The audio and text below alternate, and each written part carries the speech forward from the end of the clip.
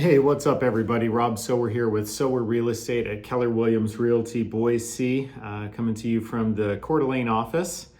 I was just down in Boise this last week, actually. We had a buyer that was closing on a property. We had a couple listings that we have coming up, so we were meeting with the sellers on that, and then got another buyer under contract down in Boise and closed one up here in Coeur d'Alene, and got listing coming on up here, a couple buyers up here. So pretty busy lately. And I don't throw that out there to I don't typically tell you guys kind of what our production is and stuff, because I don't think you guys really care. But I guess I'm telling you that as to why we've been busy, and part of the reason that the newsletter was a little late coming out this month. And of course, my oldest son getting married, which is super awesome. We're thrilled about that. But yeah, a lot going on, and the market's been changing quite a bit lately too. So we'll talk about that here in a minute. But let's go ahead and jump into the market stats, and we'll go ahead and start with the Ada County stats. And you know, I part of me wonders, like, do people really care what the numbers are? Like, if I tell you what the inventory is and all that kind of stuff, does that really matter? Or is it more important to know, like, what's the temperature of the market? Like, what are the emotions of the buyers and sellers? Because to me, I think that's more important, but I don't know. The numbers, I know that they kind of tell a story as to what the temperature is, but in my experience, they're kind of two different things. So anyway, we'll jump through the hoops here. Okay, so as we talk about all the time, this red line going through the year, through the different months of the year, that tells you what all the active listings are that are currently on the market. And right now we're sitting at 667 for Ada County. That's all existing homes. That's not new construction. We don't really touch on that. So to give a bit of perspective, this same time last year, they were 577. So quite a few more homes on the market. The pendings are 497, whereas last year for March, they were 466. Solds are 400. Last year, they were 450. So we're actually seeing a little bit of a pullback. Numbers are fairly similar, but the market is not quite as strong this time of year as it was this same time of year last year. Average home sale price is 601, and like I mentioned in the last video, it's been pretty flat actually the last 4 years, or last 3 years plus 2024. We are actually up another percentage point, so we're 1.9% for the year so far. Inventory is 1.5, up from 1.2. I think I gotta talk to Keller Williams about having them do stats for, or these market dynamics for Kootenai County too. Because to be honest, I don't find this to be terribly helpful.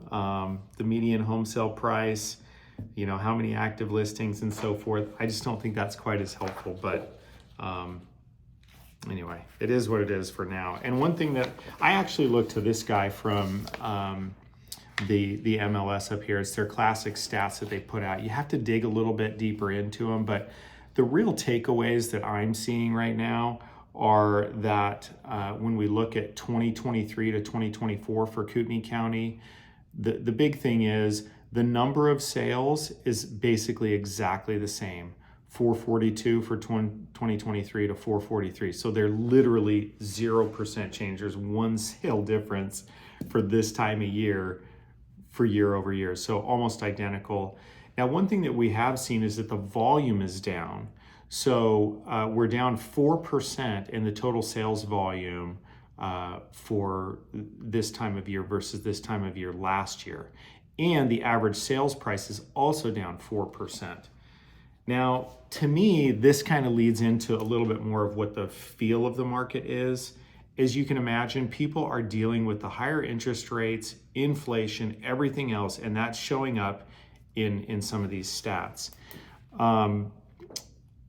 So from that, yeah, we see a lot more buyers are trying to negotiate more, and sellers are trying to, they're getting a little bit more willing to negotiate because they kind of have to. There's just not as many people that can qualify for loans, et cetera, because it's just harder. Not really all that hard to believe or understand.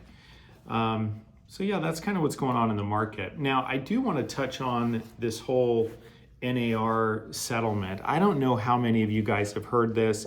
I've had several people come up to me and say things like, oh, hey, I've heard that, the whole real estate industry is changing, and that sellers don't have to pay commissions and all this kind of stuff for buyer's agents.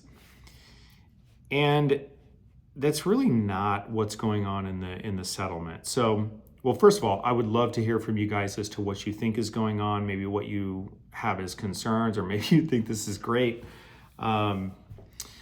Personally, I feel like the only ones that are winning here are the attorneys. I don't think it's actually very helpful for the typical consumer. I think it just causes some confusion.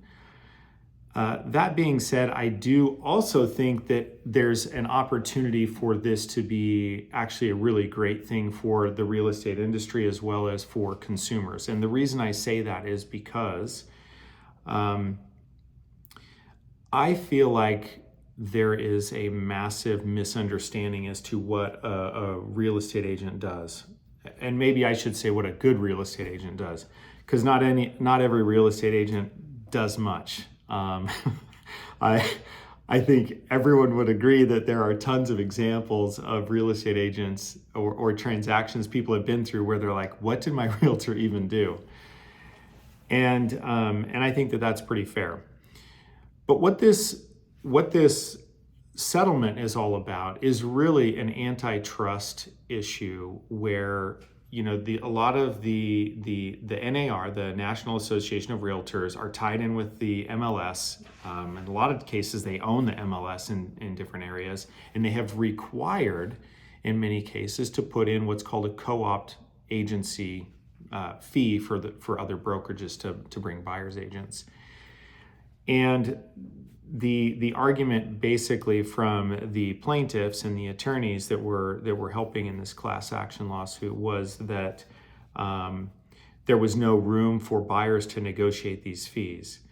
Now, that's technically not, I would say, I'm not an attorney, but I would argue that that's really not the case. Real estate fees have always been negotiable. But what this all leads to for the common consumer, people that are looking to have realtors and stuff, is really they are no longer able to advertise compensation for a buyer's agent in the MLS. Does that mean they can get away with not offering compensation? Well, honestly, in a lot of areas, they still can, or they always could, and they still can. I think the real question is, if they choose to do that, what are the ramifications in the market? And that's a whole nother conversation. But the basic, I guess, stance that I have is that you don't get something for nothing. So you can't expect to take those fees out of the equation and get the same product. It just doesn't happen. Like in any business, there's the old thing about, I don't know if you guys have heard of and I'm sorry for the rant. This is totally, I'm just kind of shooting from the hip here, but I don't know if you guys have ever heard of the 3 things you have to choose from in any kind of business, and you can only choose 2. You're not guaranteed 2, but you're guaranteed to never have 3. And one of them is price, one of them is quality, and one of them is speed. So in other words, if you want something really high quality and you want it really fast, you're not going to get it at a low price. You're going to pay a lot of money. Now, sometimes you pay a lot of money and you don't really get either.